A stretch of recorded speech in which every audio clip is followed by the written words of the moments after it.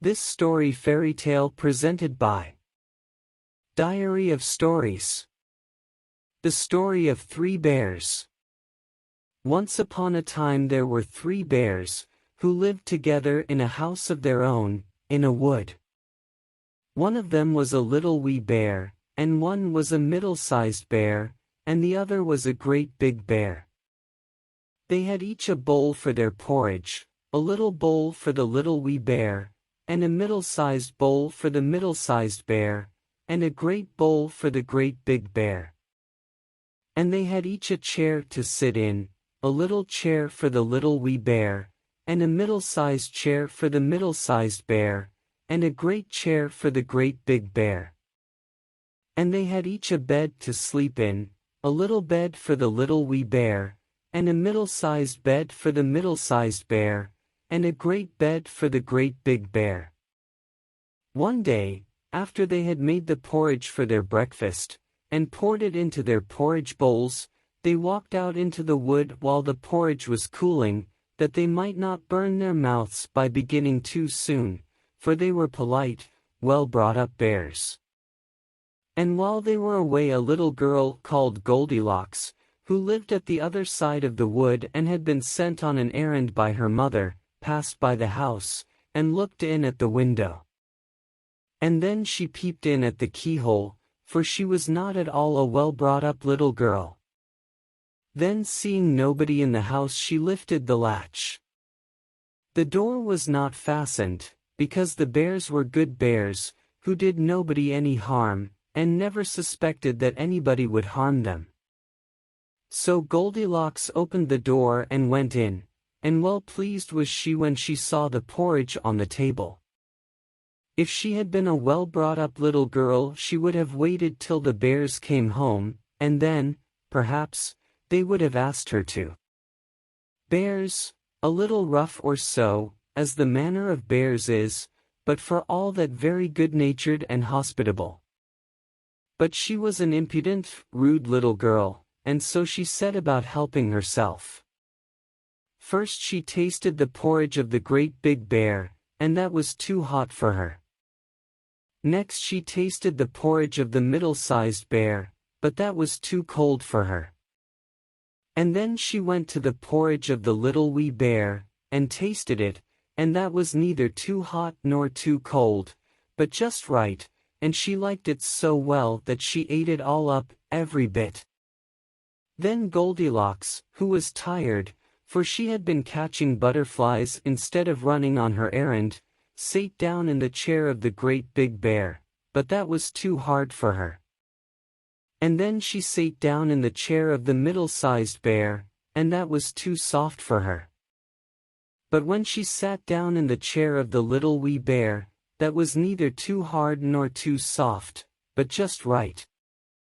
So she seated herself in it, and there she sate till the bottom of the chair came out, and down she came, plump upon the ground, and that made her very cross, for she was a bad-tempered little girl.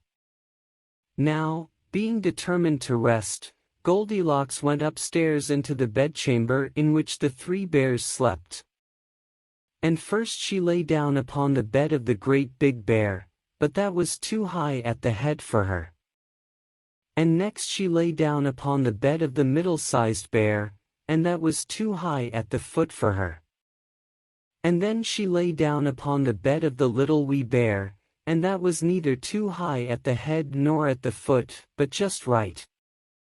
So she covered herself up comfortably, and lay there till she fell fast asleep. By this time the 3 bears thought their porridge would be cool enough for them to eat it properly, so they came home to breakfast. Now careless Goldilocks had left the spoon of his porridge.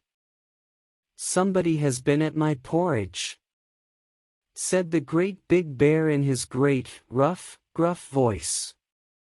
Then the middle-sized bear looked at his porridge and saw the spoon was standing in it too. "Somebody has been at my porridge," said the middle-sized bear in his middle-sized voice. Then the little wee bear looked at his, and there was the spoon in the porridge bowl, but the porridge was all gone. Somebody has been at my porridge, and has eaten it all up, said the little wee bear in his little wee voice. Upon this the three bears, seeing that someone had entered their house, and eaten up the little wee bear's breakfast, began to look about them. Now the careless Goldilocks had not put the hard cushion straight when she rose from the chair of the great big bear. Somebody has been sitting in my chair, said the great big bear in his great, rough, gruff voice. And the careless Goldilocks had squatted down the soft cushion of the middle-sized bear. Somebody has been sitting in my chair, said the middle-sized bear in his middle-sized voice. Somebody has been sitting in my chair, and has sate the bottom through, said the little wee bear in his little wee voice. Then the three bears thought they had better make further search in case it was a burglar, so they went upstairs into their bedchamber. Now Goldilocks had pulled the pillow of the great big bear out of its place. Somebody has been lying in my bed, said the great big bear in his great, rough, gruff voice. And Goldilocks had pulled the bolster of the middle-sized bear out of its place. Somebody has been lying in my bed, said the middle-sized bear in his middle-sized voice. But when the little wee bear came to look at his bed, there was the bolster in its place, and the pillow was in its place upon the bolster. And upon the pillow there was Goldilocks's yellow head, which was not in its place, for she had no business there.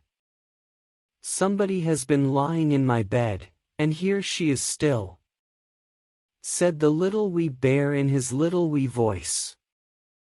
Thanks for watching. Subscribe to channel.